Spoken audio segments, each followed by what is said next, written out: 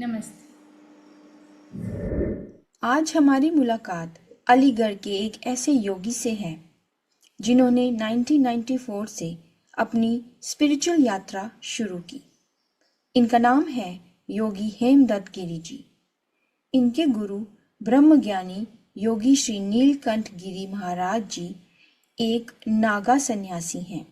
इनके सानिध्य में रहकर योगी हेमदत्त जी ने आध्यात्मिक सफलता प्राप्त की। प्रणाम योगी जी। से साथियों, आज हमारे साथ जुड़ रहे हैं अलीगढ़ से योगी हेमदत्त गुरु जी। ये 1994 से साधना कर रहे हैं। एक समय था जब हेमदत्त गिरी जी भी हमारी तरह एक गृहस्थी वाले व्यक्ति थे, लेकिन उनके जीवन में कुछ ऐसा हुआ जिसने उन्हें योगी बना दिया। इस कलयुग में सच्चे गुरु नहीं मिलते।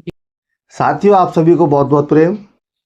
साथियों, आज बात करेंगे एक ऐसे विषय में जिसके बहुत सारे क्वेश्चन, बहुत सारे प्रश्न कमेंट बॉक्स में आ रहे हैं।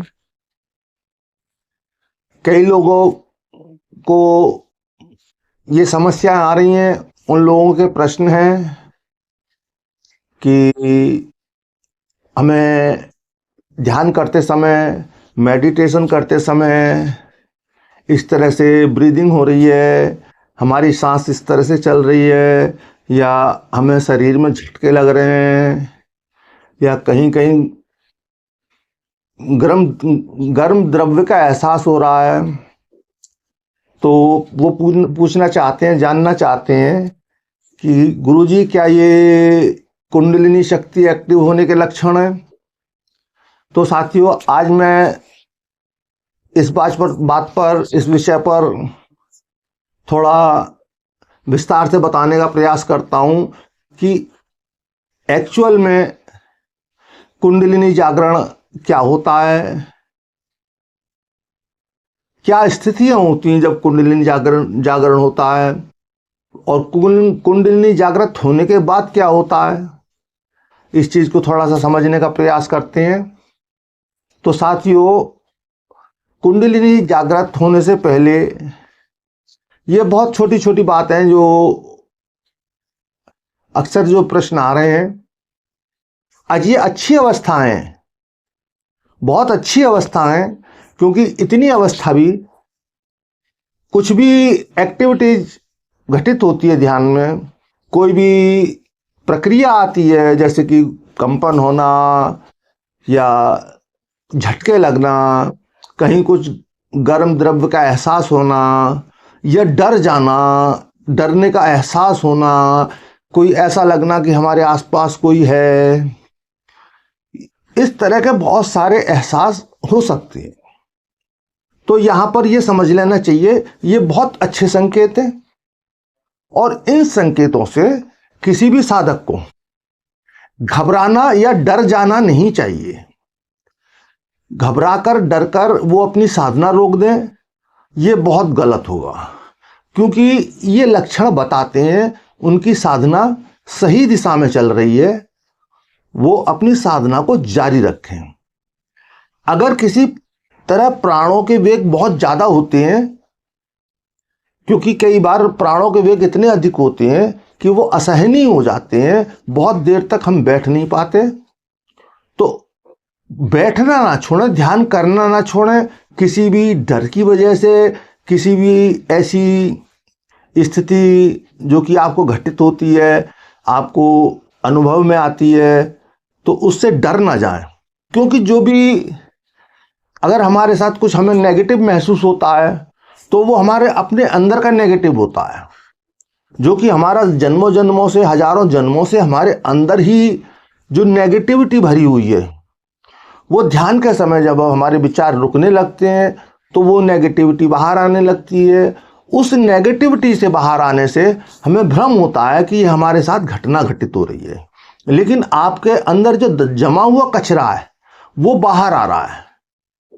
वो अनुभवों में आपको जो भी कुछ नेगेटिव जैसा महसूस होता है, ऐसा लगता है कि कुछ अलग से आपके साथ अजीब हो रहा है, तो वो आपके अंदर की नेगेटिविटी जो कि बाहर रिलीज हो रही है, उससे घबराने की कोई आवश्यकता नहीं है, वो अच्छा है। हाँ, लेकिन कभी प्रेशर ज़्यादा होता है, भले ही आप अपनी साधना थोड़ा कम कर दें लेकिन कंटिन्यू रखें, गैप बिल्कुल भी ना दें। और यहाँ समझ लें, ये झटकों से और बहुत ज़्यादा फोर्स जो हमें महसूस होता है, इनसे कैसे कमी लाई जा सकती है और हम कुंडलिनी को कैसे एक्टिव कर सकते हैं। सबसे पहली बात हमें ये समझ लेनी है, कुंडलिनी शक्ति कोई गोलगप्पा नहीं है कि बाजार में गए और खा लिया। इतनी आसान नहीं है कुंडलिनी शक्ति का एक्टिव हो जाना। कुंडलिनी शक्ति करोड़ों और अरबों लोगों में किसी एक व्यक्ति के साथ ऐसी सौभाग्य की स्थिति होती है कि जब ये घटना घटित होती है, आप लोगों के जो साथ घटित हो रहा है, छोटी छोटी घटना है, ये छोटी नहीं है, ये बहुत बड़ी है। लेकिन कुंडलिनी शक्ति का एक्टिव होना ये बहुत ज्यादा बड़ी अवस्था है, और इतनी बड़ी भी नहीं है कि कुंडलिनी जागृत हो जाने के बाद में सब कुछ प्राप्त हो गया, ऐसा नहीं है। लेकिन जिस क्षण कुंडलिनी जागृत हो जाती है, उस क्षण फिर उसके बाद बाहर के गुरु की कोई आवश्यकता नहीं रह जाती। हमें गुरु की तो आवश्यकता हमेशा होती है, लेकिन जब हमारे अंदर का प्रकाश जागृत हो जाता है और जब हम उस प्रकाश के द्वारा सभी कुछ देखने में समर्थ हो जाते हैं, तो जो कुंडलिनी शक्ति का प्रकाश है, कुंडलिनी शक्ति है क्या? जो भी हमारी एनर्जी है, जो भी हम बात कर रहे हैं, जो भी हमारे हाथ चल रहे हैं, जो भी हमारे अंदर एक्टिविटीज हो रही हैं, जो भी ब्रह्मांड के अंदर एक्टिविटीज हो रही हैं, कहीं भी जो क्रिया हो रही है वहां शक्ति का प्रयोग हो रहा है, वहां शक्ति काम कर रही है, एनर्जी काम कर रही है। इस चीज को समझें। और वही एनर्जी हम सभी प्राणियों के अंदर है और वही शक्ति हमसे सारे कार्य कराती है।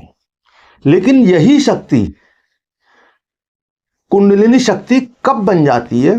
जब ब्रह्मचर्य के द्वारा रोक कर रखते हैं, संग्रहित करते हैं और सही दिशा में मेडिटेशन के द्वारा, प्राणायाम के द्वारा इसको इसके सही कनेक्शन तक, क्योंकि आप घर में इलेक्ट्रिसिटी का इस्तेमाल करते हैं, इलेक्ट्रिसिटी का प्रयोग करते हैं, जब तक वायर आपका किसी डिवाइस के में नहीं लगेगा और उस तक एनर्जी नहीं पहुंचेगी, तब तक वो डिवाइस काम नहीं करेगी। ऐसे ही हमारे आज्ञा चक्र में शिव तत्व है। तो यही कुंडलिनी शक्ति, यही एनर्जी जब सुषुम्ना मार्ग से ऊपर उठती है और शिव तत्व से मिलती है, तो प्रकाश की उत्पत्ति होती है। और उस प्रकाश में साधक हमारे जो शरीर के समस्त कोष हैं, जैसे अन्नमय कोष, मनोमय कोष,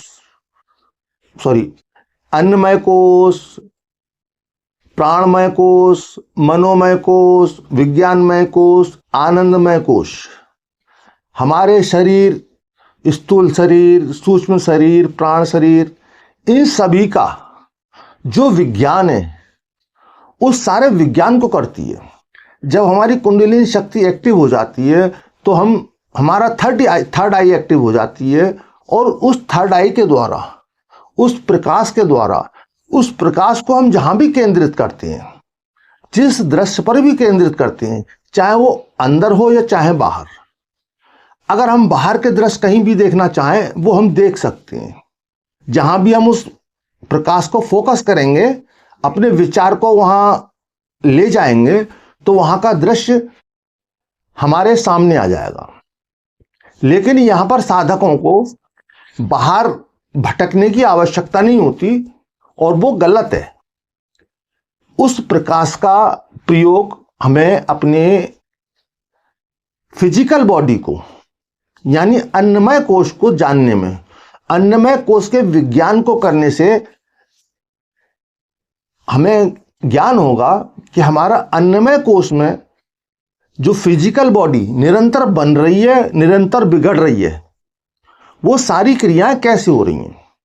क्योंकि हमारी फिजिकल बॉडी हमेशा एक जैसी नहीं है, सभी कुछ हमेशा नहीं है। कुछ सालों में हमारी बॉडी के सारे पार्ट A to Z बदल चुके होते हैं। जैसे आज हमारे बाल कटा देते हैं, कल फिर दूसरे आ जाते हैं, उसी तरह हमारे शरीर की सारी पार्ट्स जो है निरंतर बदल रहे हैं। हमारी स्किन बार बार उतरती जा रही है, नई बनती जा रही है। हम हर समय हमारी कोशिकाएं टूट रही हैं, नई बन रही हैं। पुरानी कोशिकाएं खत्म होते हुए नई कोशिकाओं का निर्माण चालू है।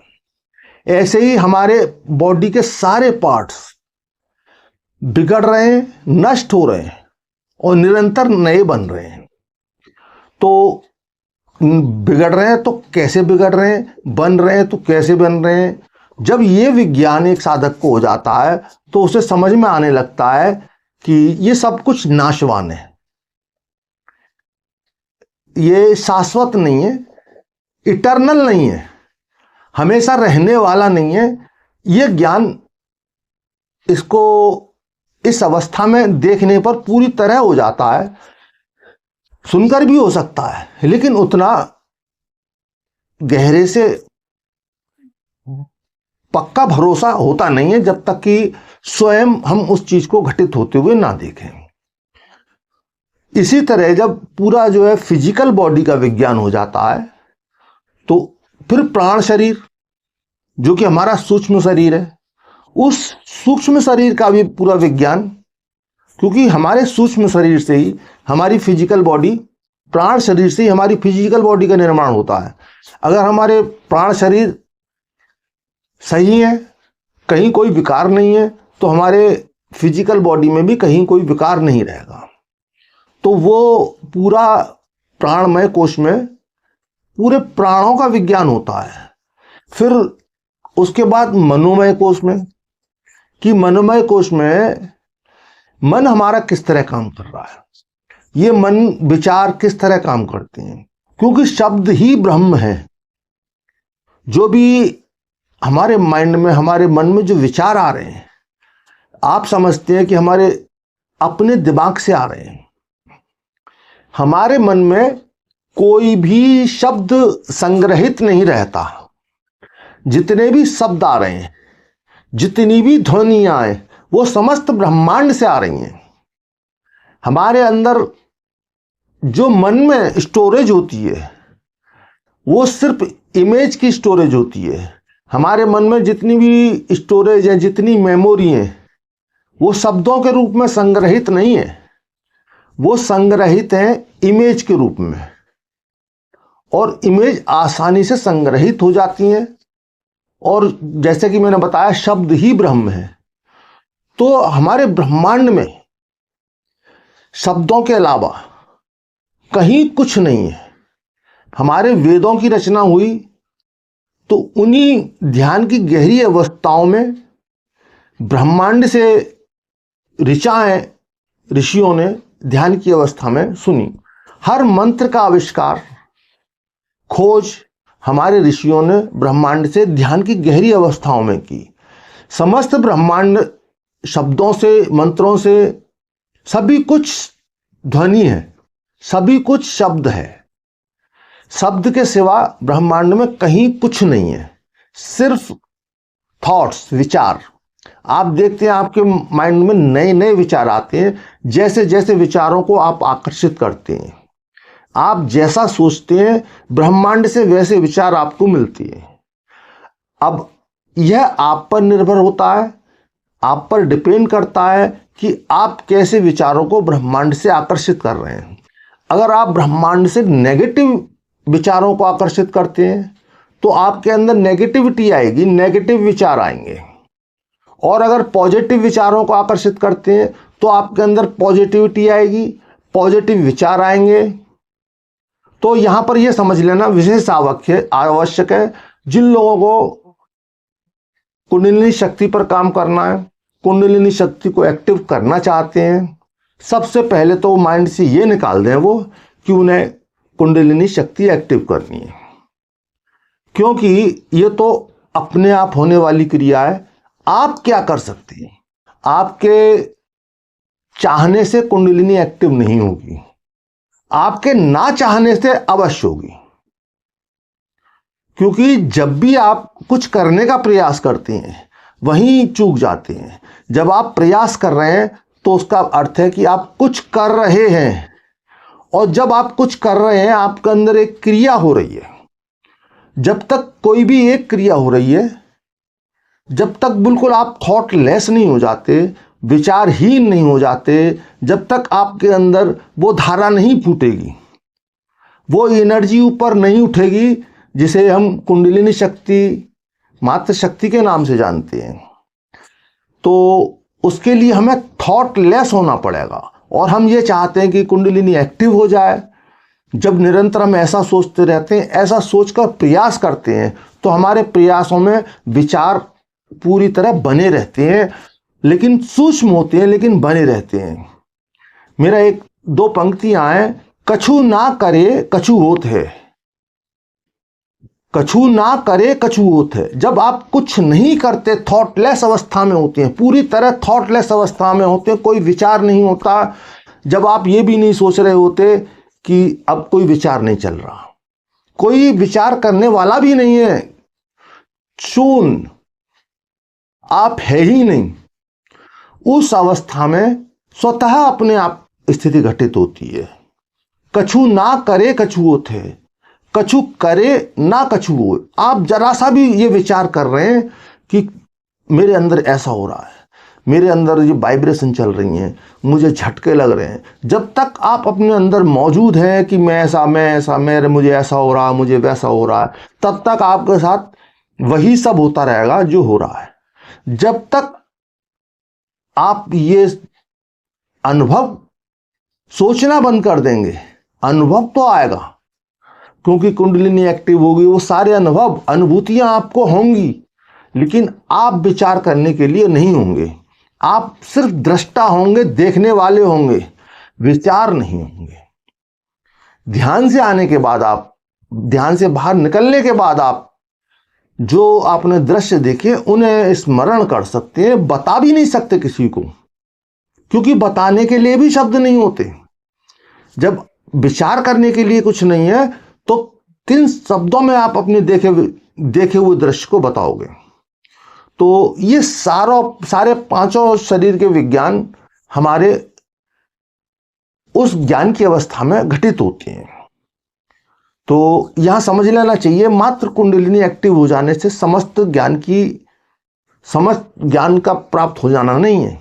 उसके बाद बहुत सारे विज्ञान शुरू होते हैं, जैसा कि मैंने बताया, अन्नमय कोश, प्राणमय कोश, अन्नमय कोश, मनोमय कोश, विज्ञानमय कोश, आनंदमय कोश। तो ये सभी जो विज्ञान होते हैं उसमें स्टेप बाय स्टेप काफी समय लगता है। हाँ, कुंडलिनी एक्टिव होने के बाद इतना हो जाता है कि अब हमें भ्रम में पड़ने की कहीं कोई आवश्यकता नहीं रह जाती। हम मार्गदर्शन हमारा स्वयं मात्र शक्ति, कुंडलिनी शक्ति करती हैं। हमें एक दिशा मिल जाती है, अंधेरे में प्रकाश मिल जाता है। हम सभी कुछ स्पष्ट रूप से देख सकते हैं कि हमारे लिए क्या दशा, कौन सी दिशा ठीक है। तो साथियों, इस विषय को ठीक से समझ लें कि जब कुंडलिनी जागृत होगी, जिस दिन आपकी कुंडलिनी जागृत होगी, आपको एहसास भी नहीं होगा कि कब आपकी कुंडलिनी जागृत होने वाली है। उससे पहले आपके साथ बहुत सारी प्रक्रियाएं घटती रहेंगी, क्योंकि ये हमारे अंदर जैसे 7 चक्र हैं, 6 चक्र यानी आज्ञा चक्र तक, 7वां चक्र तो सहस्त्राधार हो जाता है। 6 चक्र पर इतनी ब्लॉकेज है, 72,000 नाड़ियों की इतनी ब्लॉकेज है। जब हमारी ये सब एक्टिविटी होती हैं, जो भी हमारे 72,000 नाड़ियों में ब्लॉकेज है, जो कि आधुनिक साइंस को 72,000 नाड़ियां नहीं दिखाई देती, वो सूक्ष्म दृष्टि से, अंतर्दृष्टि से थर्ड आई के द्वारा ही दिखाई देती हैं 72,000 नाड़ियां। उससे पहले आपको अनुभव होंगी, ध्यान में अनुभव होंगी, उनके ब्लॉकेज महसूस होंगे, जो झटके लगते हैं आपको, तो प्राणवायु ऊपर जाने का प्रयास करती है। और 72,000 नाड़ियों में बहुत सारे ब्लॉकेज होते हैं, वो धीरे धीरे धीरे खुलते हैं। कई बार प्रेशर से झटके लगते हैं, बहुत तेज झटके लगते हैं, इतने तेज झटके भी हो सकते हैं कि आप अपने आसन से उछलकर गिर जाएं। इसीलिए कहा गया है कि आसन ज्यादा ऊंचा नहीं होना चाहिए जिससे आपको कोई चोट पहुंचे। आसन हमेशा इतना ऊंचा होना चाहिए कि आप गिर भी जाएं तो आपको चोट ना लगे। तो इस चीज का ध्यान रखें। और इन सारी प्रक्रियाओं को, झटके लगना या गर्म गर्म द्रव्य का एहसास, ये सब प्रक्रियाएं, इनसे आप कंफ्यूज ना हो कि कुंडलिनी शक्ति जागृत हो रही है। हाँ, उस ओर आप बढ़ रहे हैं, लेकिन अगर आप यहां पर यह सोचने लगे कि मेरे साथ बहुत कुछ बड़ा घटित हो रहा है, तो आपका विकास रुक जाएगा। आप बस जो है, जो क्या मिल रहा है, क्या मिलेगा, इन दोनों के भेद को समझें। क्या मिल रहा है, अगर आप उसका आनंद लेने से चूक गए तो जो मिलने वाला है वो कभी नहीं मिलेगा। अगर आप मिलने वाले में उलझे रहे तो जो अभी मिल रहा है वो भी नहीं मिलेगा। तो हमें क्या मिलने वाला है, हमारे साथ क्या होने वाला है, हमें इसको तो बिल्कुल दिमाग से निकाल देना है। हमें अभी के आनंद को देखना है, हमें अभी के आनंद में, अभी वर्तमान के आनंद में आनंदित रहना है। वर्तमान में जो हमारे साथ घटित हो रहा है, जो हमारे वर्तमान में हमारे साथ ध्यान की अवस्था में आनंद घटित हो रहा है, जो आनंद, जो मेडिटेशन में, ध्यान में स्थितियां घटित हो रही हैं, उनका मजा लेना है, पूरी तरह से मजा लेना है उनका। और अगर आप उनमें डूब सके, उन होने वाली अनुभूतियों में डूब सके और उनका आनंद ले सके, तो कब आपके साथ सौभाग्य घट जाए, कब आपके साथ वो घटना घटित हो जाए जो युगों में घटित होती है, किसी किसी में घटित होती है, किसी किसी के अंदर उतरती है। ये आप समझ लीजिए, ये सिर्फ आपके अंदर से एनर्जी नहीं उठती। जो कुंडलिनी शक्ति है सिर्फ आपके अंदर से उठकर ऊपर नहीं उठती, इसमें बाहर की एनर्जी का बड़ा योगदान होता है। या तो वो गुरु के द्वारा एनर्जी का आपके अंदर फ्लो हो, या ब्रह्मांड की एनर्जी का आपके अंदर फ्लो हो, ब्रह्मांडी शक्तियों का आपके ऊपर कृपा हो, या आपके प्रारब्ध इतने प्रबल हों, आपने प्रारब्ध में पूर्व जन्मों में बहुत साधना की हो, तभी ये घटनाएं घटित होती हैं। साथियों, ये वीडियो मैंने खास तौर से इसलिए बनाया है कि बहुत सारे लोग इस भ्रम में, कई बार ऐसा होता है कि साधक को लगता है, मेरे साथ हुआ है, एक बार नहीं 10-20 बार हुआ है, और मुझे ऐसा लगा कि आज मेरी कुंडली जागृत हो, आज तो बस हो गया। क्योंकि इतने प्रबल, इतने वेगपूर्ण स्थिति, जैसे शरीर फट जाएगा, मतलब शरीर के पर कच्छे चिथड़े चिथड़े उड़ जाएंगे, वो सारी स्थितियां। और प्रकाश की भी स्थिति। लेकिन उस घटना के घटित होने के बाद अब मैं सोच रहा हूं कि आज मेरी कुंडलिनी जागृत हो गई। मैं अपने गुरुदेव से जाके पूछ रहा हूं, गुरुदेव बता रहे हैं कि अभी नहीं, करते रहो। अभी फिर मैं पाता हूं 10 दिन बाद, 1 महीने बाद, 15 दिन बाद फिर घटित होती है, जिसमें कुंडलिनी शक्ति का एक्टिव होना मान रहा था, और जो बहुत ज्यादा वेगपूर्ण थी, जो ज्यादा एनर्जी वाली थी। लग रहा था कि शरीर फट जाएगा, अब कोई गुंजाइश नहीं है, अब तो शरीर गया ही गया, चिथड़े शरीर के उड़े ही उड़े। जब दूसरी बार हुई तब मुझे एहसास हुआ, जो पहली घटना घटित हुई थी, जिसके बारे में ऐसा सोच, अनुभूति हुई थी कि इतनी प्रबल, वो तो इसके सामने कुछ भी नहीं थी। फिर जब तीसरी बार हुआ तो दूसरी बार जो हुई थी बहुत छोटी लग रही थी। जब चौथी बार हुआ तो तीसरी बार जो घटित हुआ था वो भी बहुत छोटा लग रहा था।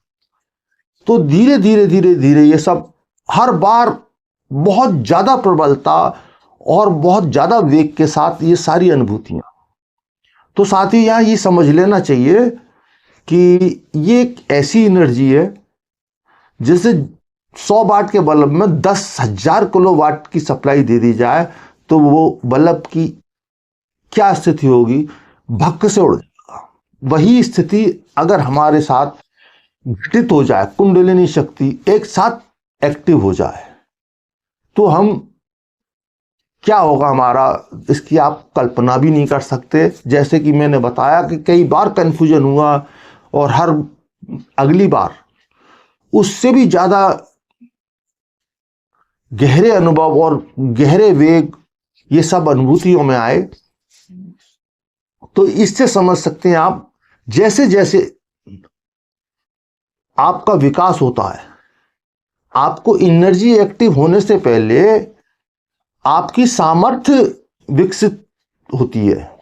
जब तक आपकी सामर्थ्य विकसित नहीं होगी तब तक जो एक्चुअल कुंडलिनी शक्ति है वो एक्टिव नहीं होगी। अगर दुर्भाग्यपूर्ण हो गई तो आप नहीं होंगे। तो आप ये कहने के लिए, ये सोचने के लिए, जानने के लिए सही सही बने रहें कि आपकी कुंडलिनी शक्ति वास्तव में एक्टिव हो गई है। तो इस चीज को ठीक से समझ लें कि जिस दिन आपकी कुंडलिनी शक्ति जागृत हो जाएगी, आपको किसी से पूछने जाने की आवश्यकता नहीं होगी कि मेरी कुंडलिनी जागृत हो गई है।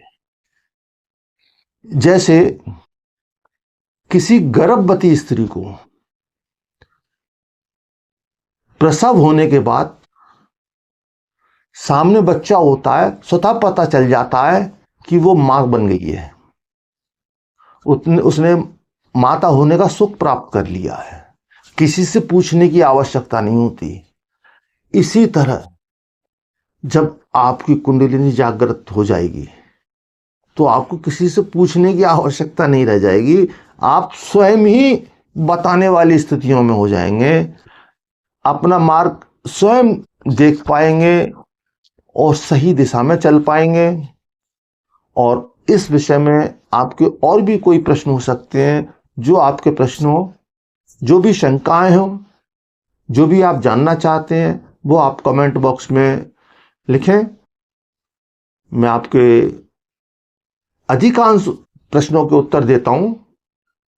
अभी मैं दे पा रहा हूं, प्रयास मेरा यही रहेगा कि मैं सभी के प्रश्नों के उत्तर हमेशा दूं, खास करके जो साधक हैं, जो साधना में लगे हुए हैं। मेरा चैनल पर होने का उद्देश्य मात्र ही इतना है कि मैं साधकों की हेल्प कर सकूं, जो साधना में लगे हुए हैं उन्हें मार्गदर्शन दे सकूं। कहीं वो रॉन्ग जा रहे हैं तो उन्हें राइट की दिशा में ले जा सकूं। और दूसरा एक चीज और मैं बताऊंगा, आजकल जितने ये चल रहे हैं कि चक्र एक्टिवेशन और कुंडलिनी जागरण, इतने दिनों में ये, इतने दिनों में ये, तो ये इतने दिनों में होने वाला नहीं है। ये सब फ्रॉड चल रहा है, इन फ्रॉडों से आप बचें। कोई अगर ऐसा दावा करता है कि तुरंत आपके साथ ऐसा हो जाएगा, कुछ दिनों में आपके साथ ऐसा हो जाएगा, तो सावधान हो जाइए।